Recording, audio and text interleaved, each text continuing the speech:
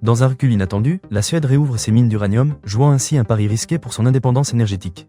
Autrefois réticente en raison des risques environnementaux et de la disponibilité d'alternatives sur le marché mondial, la Suède se tourne désormais vers ses propres ressources pour faire face à une demande croissante en électricité et à des enjeux géopolitiques de plus en plus pressants. Avec près d'un tiers des ressources européennes d'uranium sous son sol, la Suède possède un trésor longtemps laissé en sommeil. Mais face à une consommation électrique en constante augmentation, le pays se voit contraint de réévaluer sa position sur le nucléaire, désormais considéré comme un allié dans la lutte contre les émissions de CO2.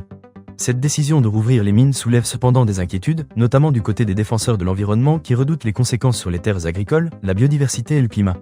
De plus, en supprimant le droit de veto des communes, l'État suédois reprend la main sur les projets miniers, suscitant des questions sur la démocratie locale et l'acceptabilité sociale de ces activités extractives.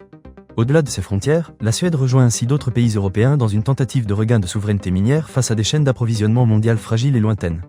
Ce retour aux sources géologiques s'inscrit dans une stratégie énergétique plus large, mêlant enjeux politiques, industriels et environnementaux.